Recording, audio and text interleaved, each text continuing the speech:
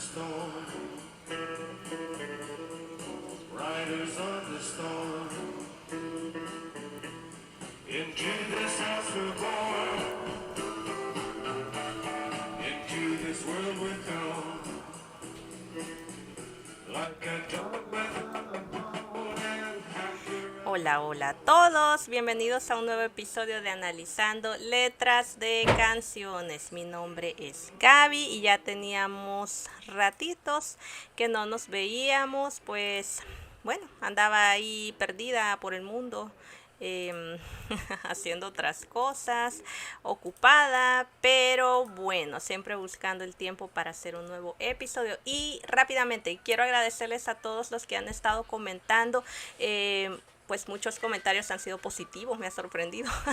Y igual a los negativos, pues está bien, ayudan al algoritmo. Así que muchas gracias, y todos los que se han estado uniendo a la comunidad, pues ya casi vamos a ser 2000 seguidores, qué cosa más rara. Pero bueno, como es evidente, en este episodio vamos a viajar a través de la lluvia, el misterio y la carretera. Hablamos de Riders on the Storm, una de las canciones más icónicas de la banda The Doors, lanzada en 1971 dentro de su álbum L.A. Woman.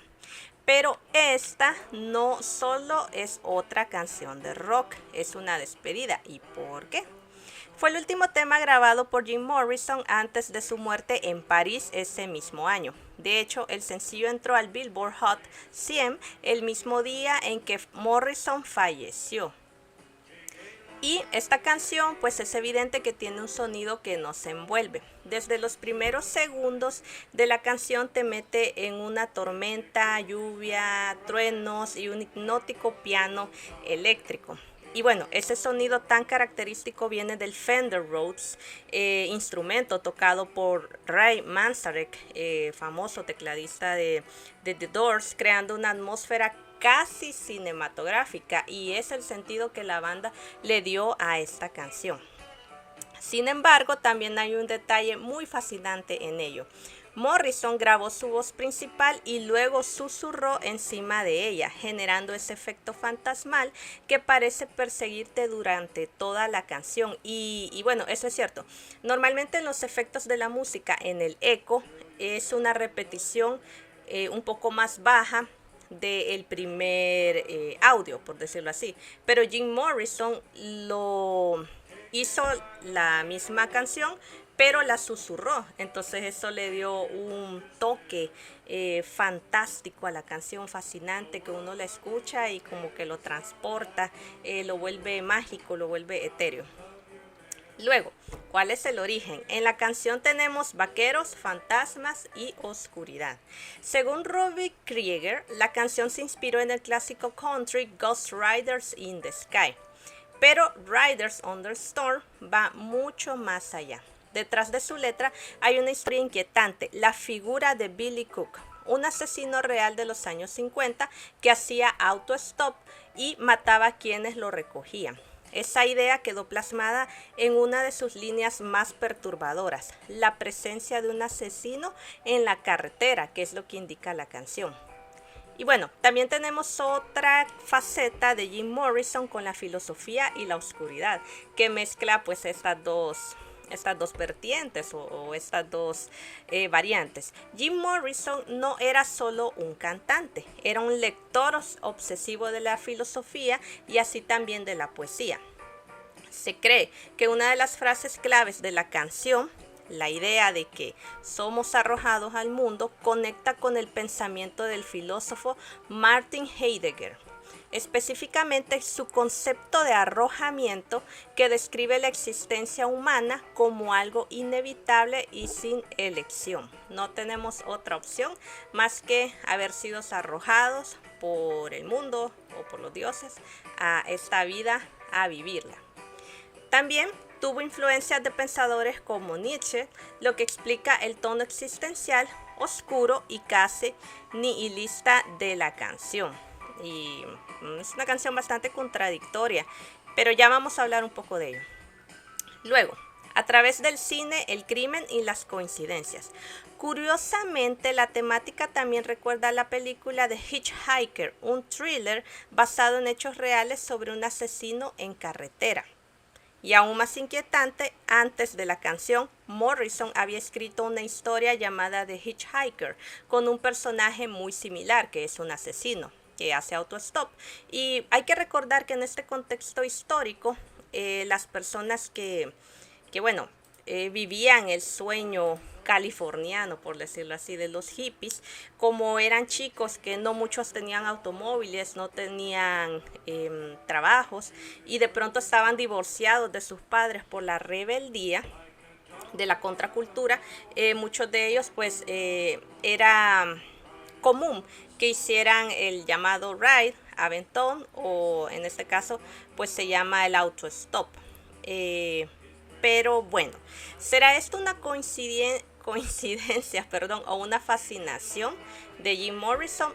Yo creo más bien que es una fascinación, poniéndole ya un punto personal, de visión personal. Pero bueno, adentrémonos un poquito más en el mundo de Jim Morrison. Morrison vivía entre dos extremos, la poesía y la filosofía. Y otro extremo adicional, las drogas psicodélicas. Yo me identifico un poquito con Jim Morrison en ese aspecto, dejando de lado las drogas, porque esas ya las traigo natural. Pero bueno, con ese pensamiento y alimentado todavía con drogas, ha de haber sido muy difícil la existencia de Jim Morrison, atestado de un montón de ideas, de corrientes, más la realidad, un montón de cosas. Entonces, más las drogas, pues me imagino que acrecentaba todo ese ecosistema de pensamiento. Pero bueno, ¿por quiénes más fue influenciado Jim Morrison? Fue influenciado por autores como Aldous Huxley y Charles Baudelaire, que alguien pues quien yo recomiendo mucho en su poemario de las flores del mal. Exploró sustancias como el LSD, el peyote, la marihuana, buscando expandir la mente y romper los límites de la percepción. Y claro, yo siempre he creído que grandes obras se han creado bajo los efectos de sustancias. Claro, uno lo puede hacer en toda plena conciencia, pero también hay otras obras que pues ni modo, se necesita una expansión de la conciencia o de las ideas a través de este tipo de sustancias. Bueno, a pesar de la vida caótica, siempre mantuvo una relación profunda con Pamela Curson, a quien llamaba su amor cósmico. A pesar de que Jim Morrison tuvo muchas relaciones con muchas mujeres, pues era una estrella de rock, eran los 60, la libertad sexual, la libertad, bueno, digamos que femenina, y las groupies y todo eso, pues para Jim Morrison no era difícil tener muchas más parejas. Sin embargo, Pamela Curson tuvo una relación bastante estable, se decía que era su pareja o su amor cósmico o su alma gemela en ideas, en un montón de cosas. Y cuando Jim Morrison pues iba por el mundo, usualmente siempre regresaba a ella, era como esa mujer que lo mantenía o era un amor sí como incondicional, pero había algo más allá que los unía. A pesar de que se documenta que tanto ella como él tuvieron parejas, por otros lados, Jim Morrison tuvo parejas intelectuales, parejas groupies en el mundo de la música también. Igual Pamela, pues se le conoce que también tuvo unas parejas estables, pero siempre ellos dos regresaban y se unían porque había algo más allá que los mantenía unidos. Y bueno, ¿de qué trata realmente la canción? Hay muchas interpretaciones. Hay un viaje existencial sobre la vida y la muerte, una advertencia sobre el peligro oculto en lo cotidiano o simplemente una experiencia sensorial. Pero quizás su verdadero poder está en eso, en que nunca te da una respuesta clara. Sin embargo, esta canción es bastante extraña debido a que Jim Morrison en esta canción, que pareciera una canción de la época y que uno se puede sentir relajado con ella, la letra es bastante inquietante porque habla tanto de muerte como de amor. Entonces está en esos dos extremos. Pero la canción es una contracultura a la contracultura que ya había de los hippies, el amor y todo eso, el amor y paz. Pero la canción no habla de eso. Sí habla de amor, pero habla de la muerte. Entonces yo puedo más o menos atisbar que posiblemente en este momento, pues obviamente muchos hippies, y estaba el caso de la familia Manson. Entonces, pues todo lo que pasó con Charles Manson y Sharon Tate, el asesinato tan terrible que fueron de estas personas, y que bueno, ya era un culto lo que había hecho Charles Manson por pues toda la cuestión de la canción de los Beatles, de Helter Skelter, y todo eso, ¿verdad? Entonces yo creo que no es imposible que Jim Morrison haya estado ajeno a ello, y él, que ya era susceptible a los temas un poco sombríos, pues por toda la literatura, todo lo que leía, la exploración de ideas, y de pronto esta exposición a, a lo mediático que fue el tema de la familia Manson, y que ya no eran hippies que estaban tan comulgados con el amor, con la paz, sino que ya tenían una parte más mística, más esotérica, más de un culto, que es como se le conoce. Entonces sí era una familia, pero una familia diferente, ya no una familia tradicional de las comunas, que era pues una ayuda mutua, creer en el amor y todo eso, ¿verdad? Entonces, bueno, vamos a leer un poquito de la letra. Dice, ok, la letra dice: jinetes en la tormenta. A este mundo somos arrojados como un perro sin un hueso. Somos un actor en préstamo. Los jinetes en la tormenta. Hay un asesino en la carretera. Su cerebro se retuerce como un sapo. Tómate unas largas vacaciones, deja jugar a tus hijos. Si llevas a este hombre en tu auto, un dulce recuerdo morirá. Entonces, era lo que les comentaba, que ya Jim Morrison pues era susceptible a estos temas un poquito crudos de pronto. No sé si también influenciados por el tema pues, de la familia Manson, Sharon Tate, Roman Polanski y todo eso, que es posible. Recuerden que pues a toda cultura siempre sale la contracultura, y la cultura, los hippies eran la contracultura de sus padres. ¿Qué quiere decir esto? Por ejemplo, la generación de los años 40, 50, o los 20 y los 30, que más o menos por ahí eran la edad de los padres de Jim Morrison. Jim Morrison era de una generación, o los chicos de Doors venían de una generación que no pasaron hambre, tenían un gran boom económico en Estados Unidos, tecnológico. Entonces no son cualquier puesto, son puestos de altos mandos y de buena retribución económica. Entonces estos chicos, la mayoría, crecieron en un ambiente lleno de facilidades, pero los padres querían comandar el futuro de estos hijos, como es decir, o cómo decirlo, por ejemplo, eso de estarse dedicando a la poesía, a la filosofía, a las artes, eso es de vagos, eso no le da de comer a nadie, y hasta la actualidad pues todavía es algo que persiste, porque se le da más importancia a los trabajos más industriales, los trabajos que generan pues una revolución menos sensitiva al ser humano y más en cuestiones utilitarias, por decirlo así. Entonces muchos de estos hijos de pronto querían ser o poetas o escritores, cosas de ese tipo, pero los padres eran: no, si yo fui abogado, tú vas a continuar siendo un abogado, porque vas a continuar la línea de la familia, la línea de riqueza o la línea de estabilidad.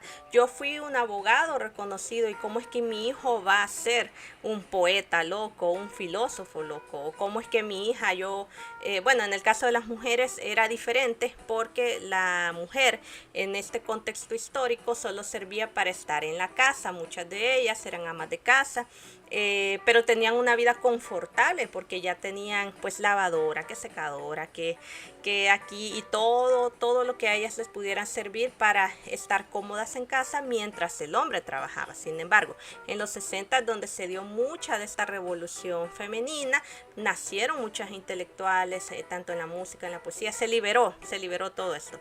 Entonces, Jim Morrison no venía de una familia precaria, pero el que sus padres quisieran comandar su vida, él como muchos más, más todo el tema de la guerra de Vietnam y todo eso, entonces crearon esta contracultura. Era rebelarse a lo que estaba establecido y rebelarse a la comodidad de lo que ya había. Entonces, ¿cuál era la mejor forma de rebelarse? Bueno, si tú eras un médico, si tú eras un abogado, si tú eras un físico, un ingeniero, todo eso, entonces yo voy a ser poeta, voy a ser cantante, voy a ser aquí, voy a ser allá. Económicamente no les faltaba nada, pero tenían un espíritu cortado, por decirlo así, preso. Entonces, de no dejar a estos chicos elegir quiénes querían ser. Y eso todavía lo podemos ver en el cine latinoamericano. Hay una película de Cantinflas muy conocida, donde Cantinflas creo que es un abogado y tiene que ir a buscar al hijo de un gran abogado, y este hijo Cantinflas lo encuentra en clubs. Es un hippie que anda bailando, anda fumando, anda aquí, anda allá, que por cierto en esta película pues tocan los yaquis, ahí, ¿verdad? Entonces, de eso es lo que trata la contracultura. El hijo, él no quería ser un abogado, él quería andar ahí parrandeando, siendo libre porque ya la vida era bastante estresante, y que comandaran la vida. Comandaran su vida, comandaran su futuro, que es una idea que también podemos conectar en El Padrino con Michael Corleone, cuando se enlista a la guerra y le dice, pues el conciliar, le dice, oye Michael, ¿por qué tú te metiste al ejército? Si tu padre ya te tenía planes para que tú fueras un congresista o estuvieras dentro de las líneas del poder y no ser un simple mafioso o meterse a guerras o a cosas violentas. Tu padre quiere un destino para ti, un destino más intelectual, un destino más que te dé más presencia como, exacto, un abogado, un congresista, un político. Y entonces Michael Corleone es donde dice, ok, mi futuro, estamos hablando de mi futuro.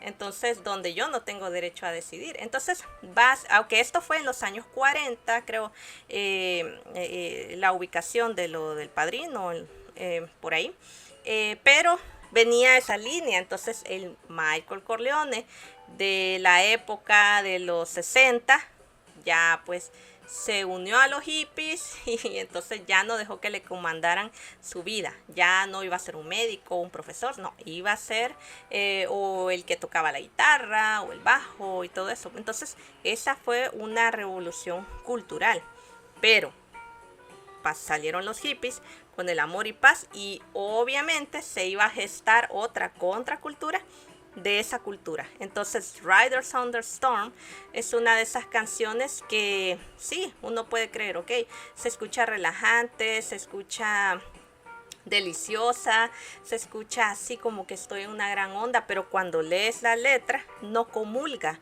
con los aspectos tradicionales del hipismo, como un California Dreaming, o Dreamer, creo que es, o la de Scott McKenzie, If You, The Flowers in Your Head in San Francisco, esa canción que se me ha olvidado el nombre, If You Go to San Francisco. Bueno, pero hay otra estrofa de la canción que a mí me llama la atención, que dice, chica, debes amar a tu hombre, tómalo de la mano, hazle entender, el mundo depende de ti. Nuestra vida nunca acabará y debes amar a tu hombre sí o sí. Entonces, a mí me parece muy curiosa esta parte de la canción, porque vemos siempre el dominio hacia la mujer, y ya regresamos a valores normales del hipismo tradicional, que estamos hablando del amor, pero es un amor donde toda la responsabilidad se pone en la mujer, porque dice, chica, debes amar a tu hombre, no le dice, debes sentir que amas a tu hombre, no, debes amar a tu hombre, tómalo de la mano, hazle entender que el mundo depende de ti. Entonces, y que la vida nunca acabará, y que debe de amar a su hombre. Entonces, ¿qué pasa? Pone toda la responsabilidad en la mujer. Que si, bueno, todo lo que pase es por ti. Si no fue mal, si no fue bien, si esto se va a acabar, si esto no se acaba, si tú te fuiste por allá, si te viniste por acá, si a mí me pasa esto, si a mí me pasa aquello. Pone toda la responsabilidad. Entonces es una cosa muy extraña de la canción, que yo no conecto las dos ideas. No conecto la idea de lo del asesino en la carretera con lo de chica, debes amar a tu hombre. Una imposición. No sabemos a quién se lo estaba diciendo Jim Morrison en esta canción. O alguno de los otros miembros de la banda. Si ustedes conocen ese dato, me lo pueden dejar para yo más o menos ir entendiendo esta estrofa. Pero bueno, de cómo era Jim Morrison. Jim Morrison como hombre pues tenía muchas amantes, muchas mujeres. Como comentaba en unos minutos anteriores, para él eso no era difícil. Sin embargo, ¿cómo pone la responsabilidad de la relación en la mujer mientras el hombre sigue libre? Y cuando estas cosas son al revés, se arman los escándalos, porque la mujer siempre, a pesar de que este era un tiempo de liberación femenina también, sobre todo en la época de en los años de 1968, donde se dieron muchas revoluciones culturales, no estaba resuelto el tema. La mujer siempre era alguien de quien ponerle responsabilidades. Entonces, bueno, ahí está el análisis de esta canción. Yo sé que ya teníamos ratitos y bueno, esta es una canción que a mí me gusta mucho y no voy a sacrificar la monetización, pero me es muy importante dejar el audio de fondo. Así que, ¿qué piensan de esta canción? ¿Ya la habían escuchado? ¿Ya sabían el significado? Bueno, de escucharla es muy famosa, pero si ya habían visto un poquito de su significado, habían leído la letra, habían pues se habían adentrado así en qué es lo que la banda nos quiso decir, o aunque este es mi punto, mi interpretación según datos que he encontrado, y claro, pues obviamente siempre va a haber un punto de vista personal, pues la música es muy abstracta, pero si ustedes ven y entienden otra cosa, pues me dejan saber. Así que muchas gracias a todos y bueno, espero tengan un feliz inicio de semana, ya terminadas las vacaciones de Semana Santa. Así que nos vemos en otro episodio. Chao.